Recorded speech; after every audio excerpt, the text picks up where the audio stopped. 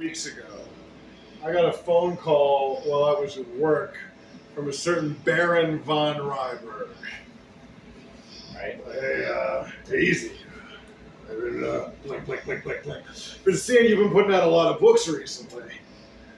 And I was wondering if, maybe you could do another copy of 10 Foot Tall Bulletproof.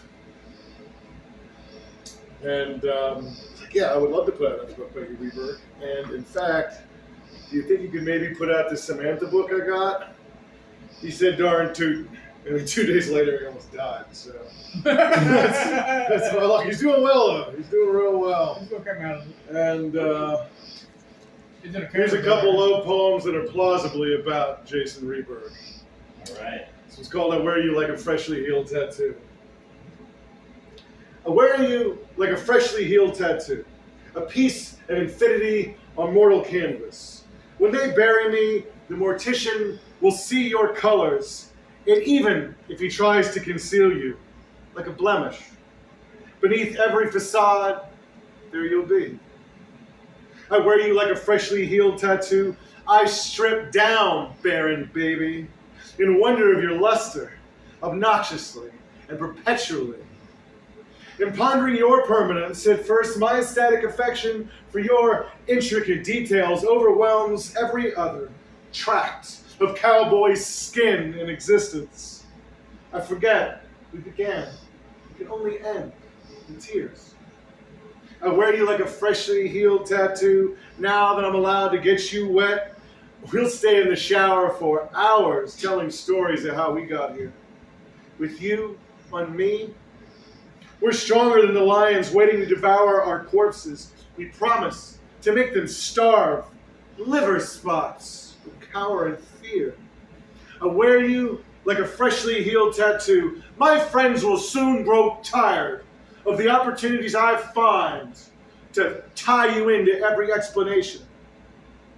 You're the deepest beauty these last several years of searching can express, standing in front of bookshelves. I conceded to making you mine, so how could I possibly control my babbling pride? I wear you like a freshly healed tattoo. I can no longer scrub you away. You've settled into the pantheon of my skin. I might regret you someday. I might not adore you upon death, but your mark is made. And I'll love you, regardless of resent, and relentlessly. I wear you like a freshly healed tattoo, a relic, at least worthy of rivaling all of my most holy things. I wear you like a freshly healed tattoo, and my mother won't like you.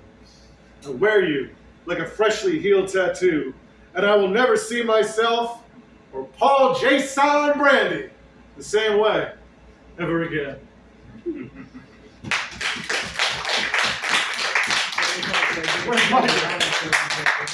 This is mine now. So I'm sure everyone here knows that Jason's kicking out, right? Huh? Yeah. So either you know what's going on with Jason, or you have no fucking idea who he is. But there's a happy ending, hopefully, to the story. Will Latham, one of Prospero's books, was hanging out with him. Jason Reberg yesterday. He's still on basically still on a breathing tube. But he sat up and conversed with them, at least, scribbling notes. And he's back to his blinking game, so he must be doing well. Hey, real quick, I want it to be known, I want Jason Reberg to be my biological father. All right. That's what's up. One more love poem, possibly, about Jason Reberg. This is just another 39th Street mattress skipper. We spent spring's lost hour telling war stories and drinking Boulevard wheat on a moving stage, without intermissions. And I broke character to call you the best birthday present I'd ever got, because I meant it more than my character's coy charade, and you never ran out of beautiful things to say. So, after kissing you more elatedly, helplessly, and wholeheartedly than anyone else, Mr. Rhubarb, since the last in a long litany of illustrious barons, I elected to stay just far away enough from the fountain of your mouth that I could hear your tongue click with every syllable, your teeth clack with every emboldened smile, and your hips sway and your hands swooping while never losing sight of your eyes, until we turned out the lights and talked in our sleep without a blanket or any clothes on. And in the morning you told me in so many subtle ways, and I had a hell of a time leaving you on that streetcar. Now I'm barely getting home to catch the afternoon, knowing you'll be hoping I'll be bothering you soon. But you'll be waiting there at 39th and Bell, leaned on a bookshelf, when I get off to tell you, no bother, baby. Baron, please do.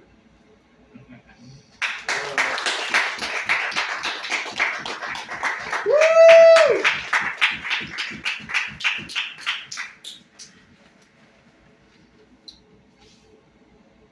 Yeah, I'm going to read this poem called Scab Yanking next.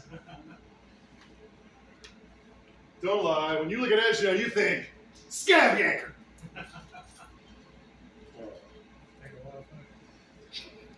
I've recently come to grips with my unquenchable wrath. And in the words of the Menzingers, I don't want to be an asshole anymore.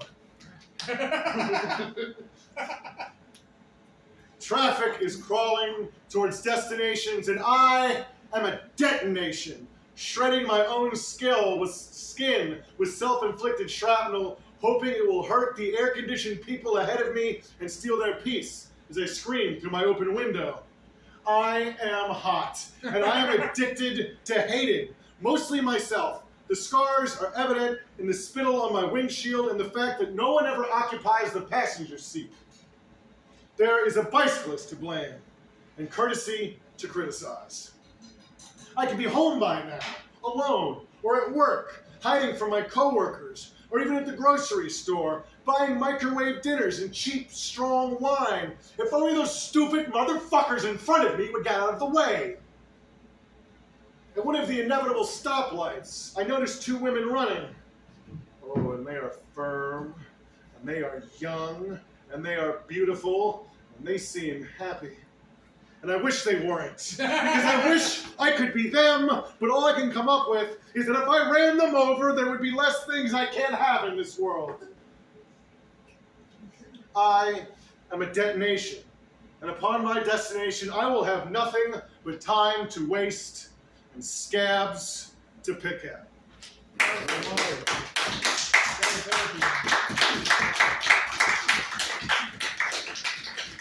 I lead a lonely life. It couldn't possibly have anything to do with my personality. He's my favorite comedian.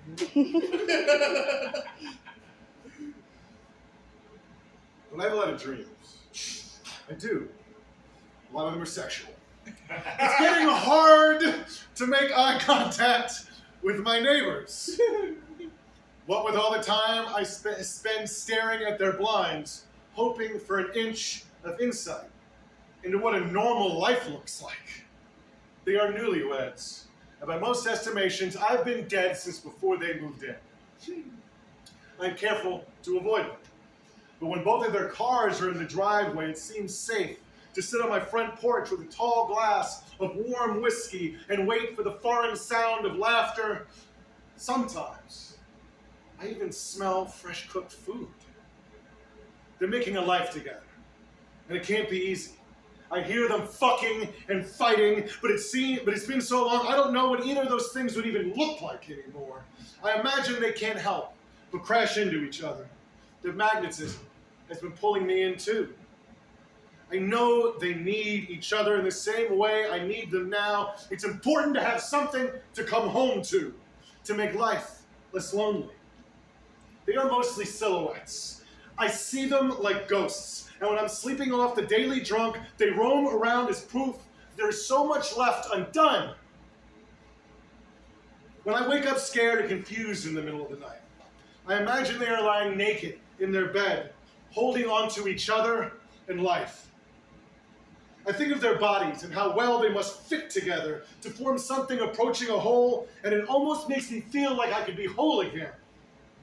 I take a shower and imagine her washing me, with a soft and giant sponge that peels away all the layers of shame, revealing skin untouched by self-inflicted cigarette burns. And I stand there till the water gets cold, clinging to that warmth and safety until it leaves me.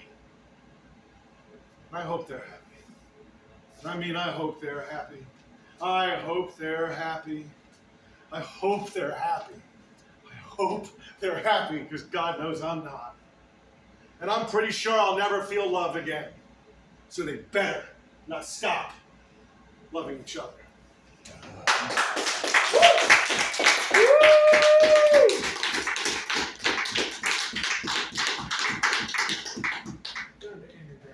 I can't help myself. I just keep fucking up.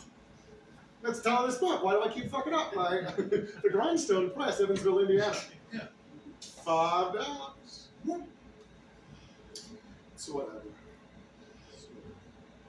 I'm working on it. I'm working on not fucking up. And I'm working on not blacking out by 7:30. Guess what time it is, motherfuckers? Hey, you got your 2 hours, man. You beat it by 2 hours. But yeah, a lot of times I end up just getting blacked the fuck out drunk before I have a chance to put my plans into play. And then I wake up ashamed, but kind of glad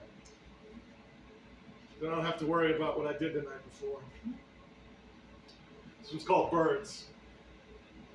Kick a path of the beer cans to open up the front door to 6:17 a.m., cold silence before sunrise. The only sight is spotlights on a church steeple. I stumble down the stairs to the sidewalk, shiver and shake, shove my hands in my pockets, graze my genitals in fatal hopes of feeling alive. Take steps so I can retrace them. Make up for the memory loss after midnight. There were messages on my phone, but I left that at home. Unripe realizations that I have fallen and I can't get back up. The first few blocks are always the longest. I shake the signposts across streets like answers would fall down from them, or breaking things could make me less broken. With 5 blocks, 10 blocks in, I'm in stride, man. And it's not so cold, and I'm not so tired anymore, and I'm not so ashamed to be wasting my life alone and in total absence of love. I ask myself, how far away is good enough for turning back? Is it that much closer than this point of no return? And as often happens, I see someone young and beautiful shoving the keys in the front door of a coffee shop, and I look at them for longer than I should, wishing that I knew what to say, or that I didn't smell like rotting organs. They turn on the lights, and it filters out the floor-length windows out onto the street, where it mixes with nascent sunlight and specks of falling snow. I am standing still, and life is passing me by. This is not a metaphor. So I get moving again, in the direction of a search for purpose on a morning that hasn't yet turned into a wasted day, and I notice that everyone I see is all alone despite wishing they weren't. A single goose flies overhead honking, and I search for the flock, but it's lost, like me. It becomes apparent that all birdsong is just the anguished scream, fuck me, fuck me, fuck me, fuck me, fuck me! It's time to go home now. Start cleaning up my mess. Whiskey.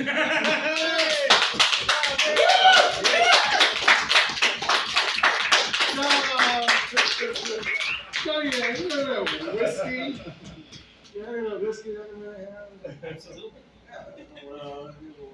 A little motivation. I haven't fucked up yet.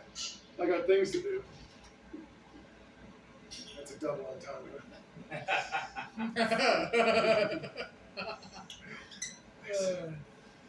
So,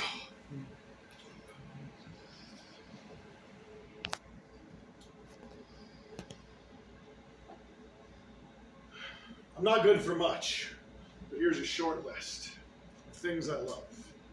Blowjobs, road trips, new cities, virgin highways, dive bars, lake beaches, fried chicken, car beers, Cleveland, horses, rivers, showers, fires in the backyard, winter hikes, dick pics, marijuana cigarettes, poop jokes, tall buildings, Wisconsin, minor league baseball games, pocket paperbacks, Miranda July, rocks with holes in them, holla, and I mean holla. Stand-up comedy shows, zines, New York pizza, public transit, art museums the month of September, houseboats, Taking Back Sunday, leather jackets, wolves, Carnegie libraries, psychedelic drugs, and heroic doses, sleeping in king-size hotel beds, and fleeting moments of feeling like I have a family. And that's the best I got, man. Been trying to remember the things that me and other people always loved. If you all used to like those things too, and we both hate each other now, what the hell are we hanging on for? Fuck, man. Thank you very much. Yeah.